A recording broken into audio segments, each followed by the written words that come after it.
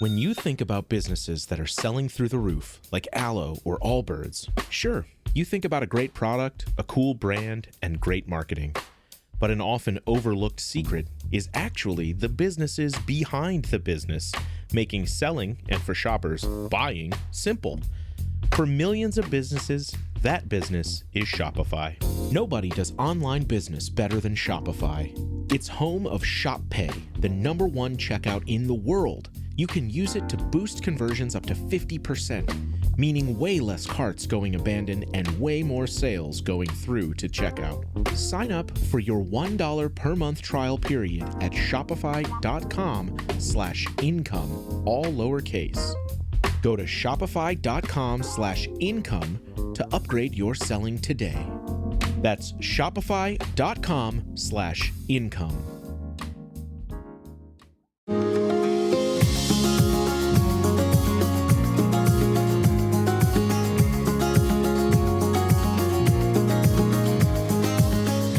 This is Cindy Burnett. Welcome to my award-winning podcast, Thoughts from a Page, a member of the Evergreen Podcast Network.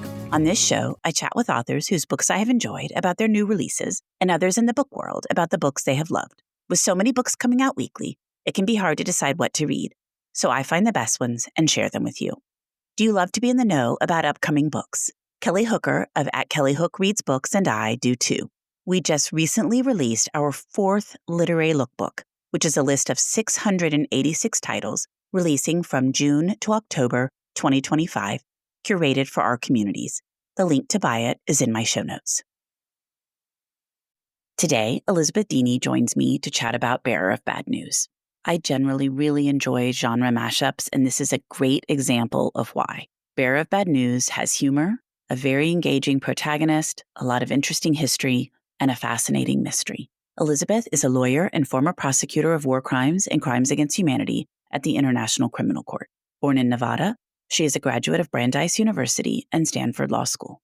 Elisabeth currently lives in the Netherlands with her husband and a bevy of mostly well-adjusted houseplants. Bearer of Bad News is her debut novel. I hope you enjoy our conversation. Welcome, Elisabeth. How are you today? I'm doing well, Cindy. Thanks so much for having me on. I'm so glad you're here. I thought Bearer of Bad News was such an engaging and entertaining read. Oh, I'm so glad to hear that. So let's dive into my questions. And the very first one that I usually ask is to give me a synopsis so that those that haven't read it yet will learn a little bit more about the book. So can you do that for Bearer of Bad News? Sure. So Bearer of Bad News follows down on her luck Las Vegas hairdresser Lucy Ray as she accepts a mysterious job as a bearer of bad news that takes her to a small mountain town in the Italian Dolomites to search for a missing human rights lawyer. And while she's there, she discovers a personal connection to an emerald necklace last seen in the fall of Berlin in the final days of World War II.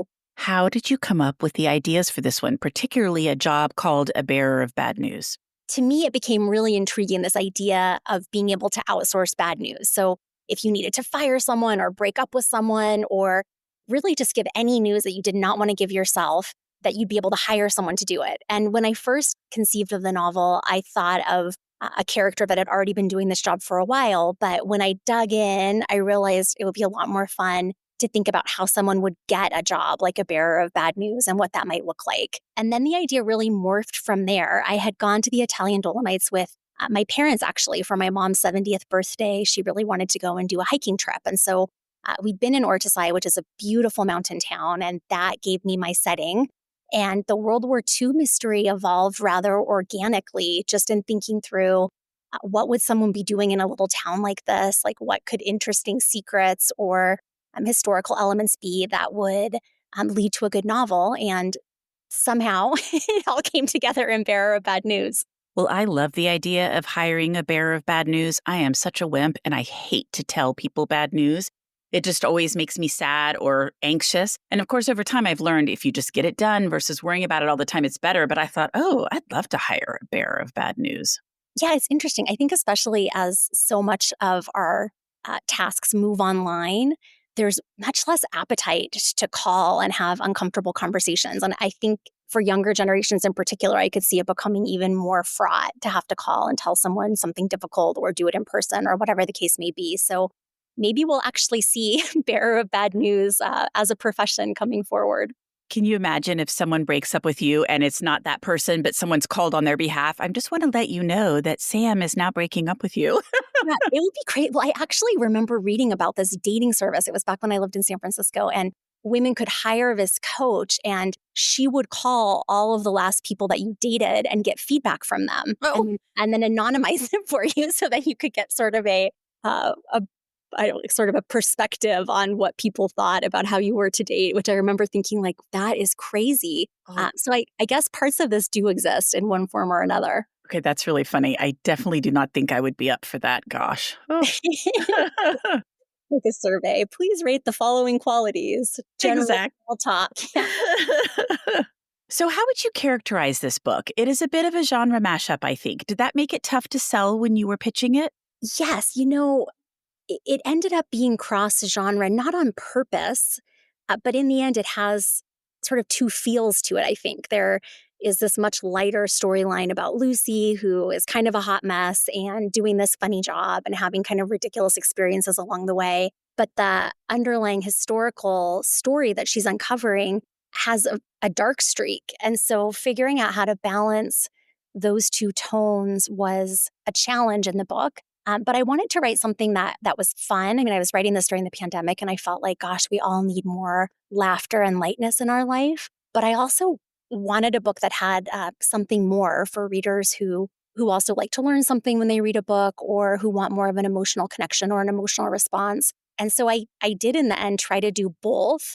And it's been curious to read readers' responses, because some people love it. I mean, there's a lot of comments on Goodreads saying this is unlike anything I've ever read before. But others do find it kind of like, oh, the cover looks so fun, and it is fun. But then also there's this element that I wasn't expecting. And so I think whenever you do something different with genre or with writing books, that the marketing people have to find a cover for it, right? Like they have to figure out what's closest. But when you're doing something that's not expected, it's harder, I think, to figure out how to let readers know what the book is.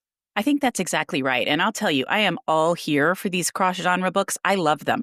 I think it's really fun to read something that's unexpected or that goes in a different direction, as long as it's not some really scary thing or something where I'm like, oh, I did not see all that horror coming. But other than that, I love it. I think it's a ton of fun. I really liked your book for that reason. I have been on Goodreads too and seen some people commenting. And I always find that a little funny, because what difference does it make? Just enjoy the book. It's well written. It's a great story. But I was just curious, because I have heard people say sometimes it makes it a little bit more difficult to sell it. So when you're out there trying to find an agent, or the agent's trying to place the book, that sometimes publishers will say, well, I don't know where to put it. Yeah. So this book actually sold rather quickly. So I don't know. I don't know whether it was a conversation that happened behind the scenes. For me, it was more surprising, like to get the cover and be like, oh, because you're writing your book and you have this idea of what type of book it is. And even though I now quite like how fun the cover is, I was, as an author, kind of thinking, oh, wow, okay, so this is how marketing sees the book, because I might have seen it a little differently because of the more serious side to some of the elements.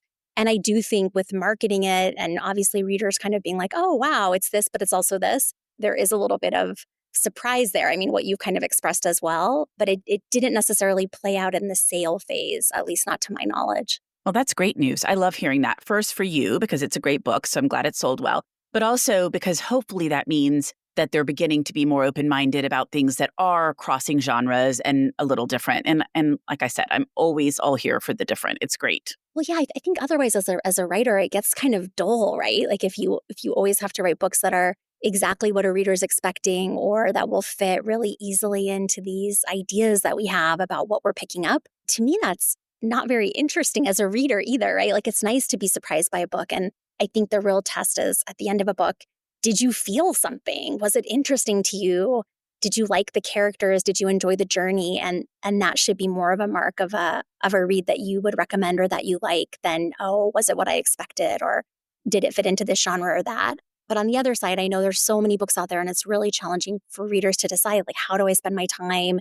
They don't want to be too shocked. Like if you want a fun read, you don't necessarily want to be surprised by negative emotions, or as you said, like horror or something crazy. So I guess it's kind of a delicate balance. And I hope that I stayed on the right side of it with Bobbin. My husband kind of coined Bobbin for it, which I think is quite cute. So now I'm always calling it bobbin instead of bearer of bad news. But anyway, I hope that it stayed on the right side of it. Okay, I love that bobbin. First, I was like, what's bobbin? And then I'm like, oh, okay, bobbin. I got it now. I love that. Yes, you definitely did. And I agree with you. As a reader, like how boring if I was just reading the same thing over and over again. Yeah, so it's interesting. I mean, I do think there's other writers that are also experimenting, and I also think it's hard when you have to choose. Like when you think of literary fiction, which to me is kind of this title that's given to books that are important or that say something about the human experience. But I actually think all books say something about the human experience, and I think particularly when we're in a time where a lot of people do want to laugh, they do want to have something lighter when they are spending free time reading. It's nice to also not have to just cross off this idea that you would also be saying deeper things about life or what it means to be human or the types of things that we owe each other. As a writer, I want to do that too. So I do hope that it still works to have humor, but also try for something deeper. Yes, definitely. I like my books to have some depth, and that's what definitely appealed to me about this one. So I really liked the format, the way that the present day story is told narratively, and then the past is told through various documents. How did you settle on that format? And was it difficult creating some of the documents and determining what would be revealed when? Yes. So first on the format question, I came to that format because it was so challenging to juggle a very fun and funny protagonist in the present day, but also a much more serious historical event that she ended up investigating. And so by using the case files, I was able to put the more serious content in a past perspective. So as a reader, you're not experiencing it as though it's happening in real time to the characters. It is very much about uncovering something that's already happened. And I liked that format for that reason. And I also hoped, or at least it was my goal, to have it then work with the sort of two tones and the more serious content balanced by the humor and the levity of the present day narrative. So that was the structure. And then in terms of keeping track of everything, that was very challenging. Honestly, every edit that we did of this book, and I'm sure readers are going to come to me with things that they noticed too, but every single round of edits, I would find something that was wrong with like either how I had them numbered or the way that they were dated or information that one character would have known and when they would have known it. And so I was constantly cleaning the records up. And I hope that in the end, I ended up finding all of the errors. But yes, and part of it was figuring out, okay, how do the records reflect enough information at the right time in the novel that it's satisfying for readers and particularly different kinds of readers, because I think some readers really love the idea of putting together a puzzle. And so I wanted the case files to stand alone so that if a reader ever wanted to kind of go back through and put them in order, because of course in the book they're not presented chronologically, that they would make sense and hang together that way. But I also wanted readers that weren't really interested in doing that to still be able to follow along and get the information and of course have them in the right order so that it would build narrative tension. And did you create the way exactly that those would look, or did you create the information in them and then whoever's putting the book together formatted it?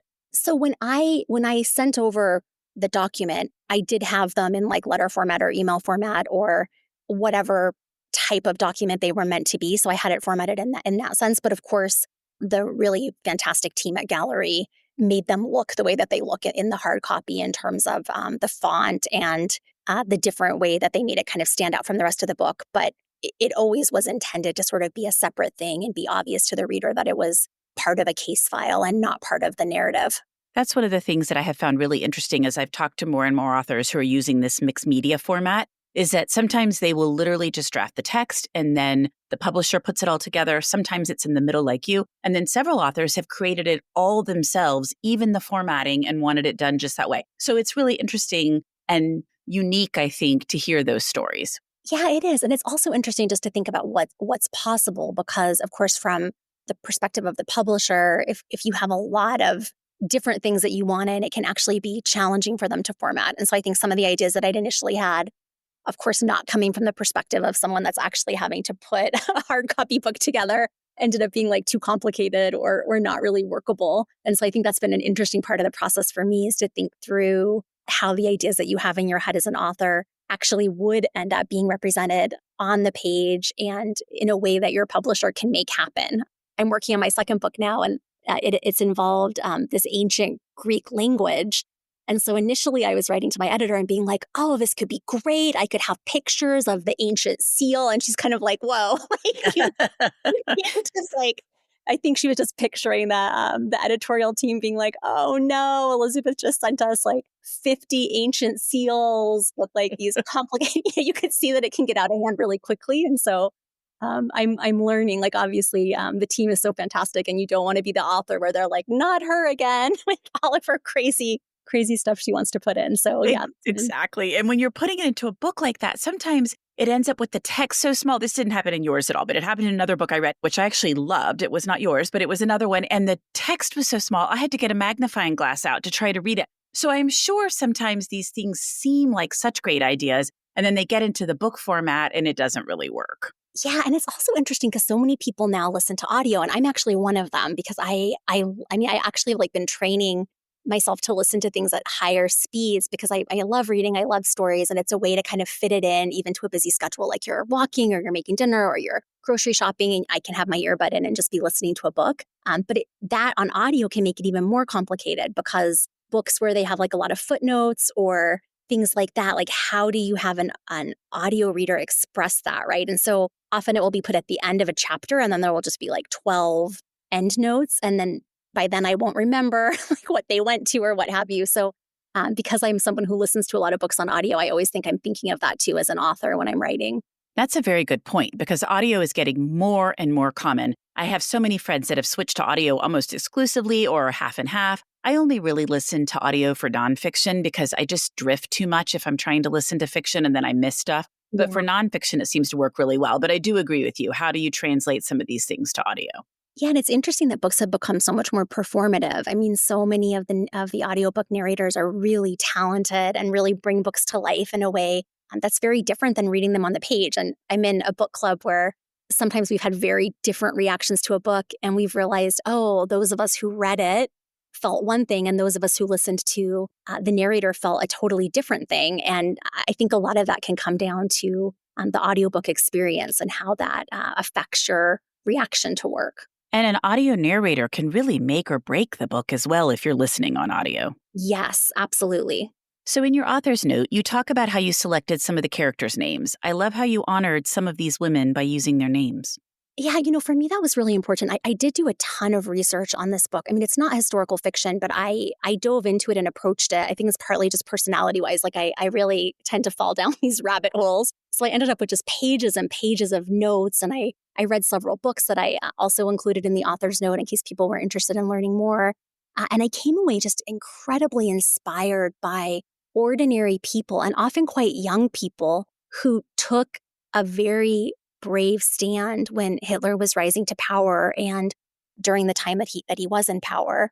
And many of those people were women, and the stories that I hadn't heard, many of them college students, more than one of them pregnant, who were jailed and executed. And two of them at Hitler's command. So they'd been given more lenient sentences, and he stepped in and said, no, they should be killed. And these were not women who engaged in any sort of violence. These were women who disseminated information. And for me, it really drove home how important information is and reliable news. At that time, it was very easy for news to be controlled by the German state. And you had people with radios who would, during air raids, instead of hiding, they would actually be getting out these illicit radios and trying to pick up broadcasts from England, from other places, and they would write down the information and disseminate it. And that was a form of resistance that could get you killed during that time period. So I was incredibly inspired and thought that it was a nice honor to try to link some of these real life heroes to the characters in the book. I love that. And you're reminding me, as I was reading your book, and even more so because I read it a while ago, as I was reviewing it, I was thinking how timely some of these topics are in terms of news, reliable news, what's the truth, what's not, and how important information is and continues to be. Yeah, I think that's very true. We're seeing a lot of places around the world an erosion of human rights, an erosion of civil freedoms, an erosion of respect for the media, an erosion of respect for just kindness and treating people with respect and with a agreement that the truth is important, right? Because if we agree that the truth is just whatever someone in power says that it is, that's a very dangerous place to be in. I agree, not just in the US, but watching a variety of places how civil liberties are being eroded. And there's a lot of pushback when people do speak up, which is not a good sign. Yeah. And I think, too, for me, I came away with a very deep appreciation about how these are not political issues. They're not partisan issues. These are ways to organize a society that I think people on all sides of the political divide agree with, which is that we should be kind to each other. We should respect each other. We should listen to each other, and we should have an agreement to be honest. And this shouldn't be something that's political or partisan. And I think the other thing that I came away with from this research was how you don't have to do the big thing, right? Like, people think about resistance during wars and they're picturing people, doing either doing violence, which of course, would never recommend, or doing really big, dangerous things, right? And so I think sometimes people are like, oh, well, I'm not willing to do that. But often it's small things, a bunch of people doing small, good, right things that make the biggest difference. And I think if I had any message to anyone, it's that. It's just thinking through, gosh, what kind of world do we want to live in? And let's get away from politics. Who cares what political party someone's in or isn't in? Let's just think about being the kind of people and neighbors and community members that we want to have. And if we are kind of like the golden rule, right? Like, treat people how you want to be treated. But if we just went back to the basics with some of this stuff, I think and I hope we could get away from some of the dangerous political leanings that I see here and everywhere. I agree with that. And also just try to avoid politicizing everything. I mean, some of these things, as you've mentioned, are just human nature, basic human decency. They shouldn't be politicized. Yeah, exactly. It's just I think, common sense and just being able to agree that there are some lines that shouldn't be crossed. And it's not a political issue. We can just say it's not okay to lie. It's not okay when innocent people are being detained or killed or tortured. And these are things that are true everywhere, not in the US. And I think that's what human rights law and appreciation for human rights has really given us, is that it's an objective standard. So it's not like we have to really question like, well, is this right or is this wrong? You can actually look and just say, we've had leaders from many countries after years of looking at conflicts around the world who've developed international human rights law. And there are standards that we can look to see how we can objectively appraise some of the things that are happening and determine whether they are or aren't violations of basic human rights. I totally agree. Well, you're leading me right into my next question, which is your job as a former prosecutor of war crimes and crimes against humanity, I'm sure really helped shape this story. Yeah.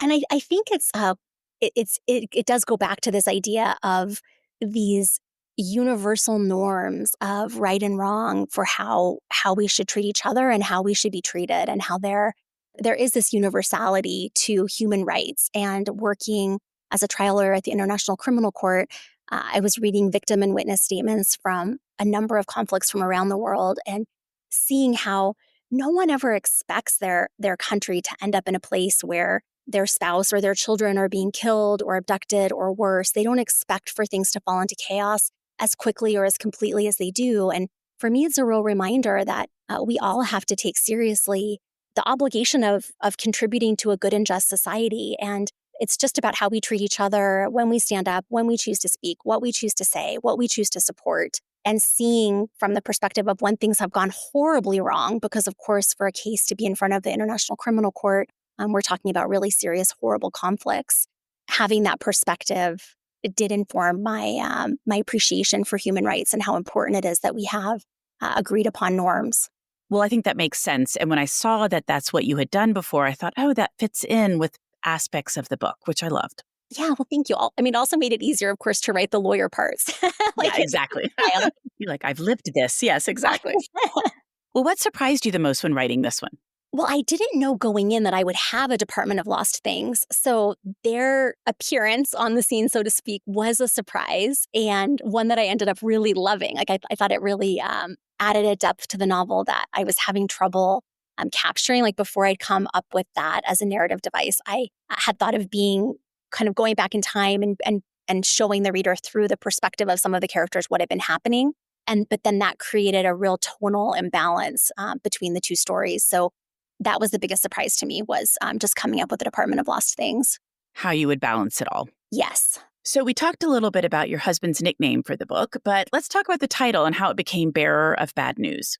So actually, I always knew that was the title and it's still the title. So there's no real story behind it. Like when I conceived of the book, it was like, bearer of bad news. It's like very literal, but I think sometimes I'm a very literal person. Like when I was little, I made up this game called Boat, and it was a game where we pretended to be on a boat. And then there was another game called Store, and we pretended to have a store. So I think I have a long track record of just having very literal names for things. And so for me, it was OS bearer of bad news. And and the editor liked the title, so it stuck. Well, my listeners will be like, oh, yes, she says this all the time.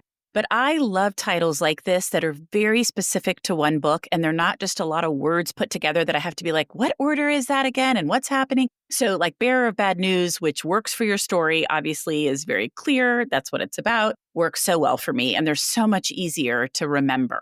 Oh, I'm glad. Yeah, I like it. And I like the Bobbin acronym too. So it's all worked out well title-wise. That's really cute. Well, Elisabeth, before we wrap up, what are some books that you've read that you really liked? Oh, so I finished Tartufo by Kira Jane Buxton, and I love books set in Italy, and I thought it was a really fun read.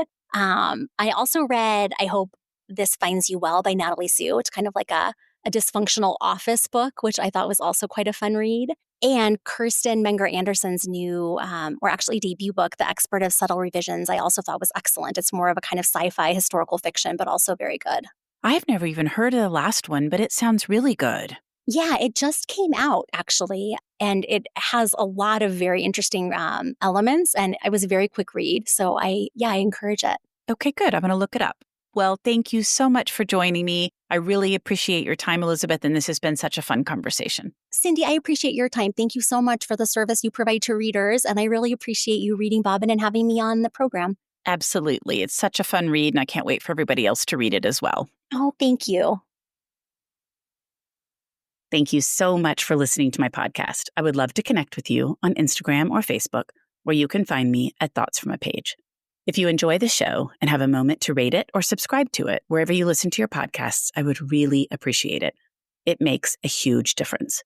And please tell all of your friends about Thoughts from a Page. Word of mouth does wonders to help the show grow. The book discussed in this episode can be purchased at my bookshop storefront, and the link is in the show notes. I hope you'll tune in next time.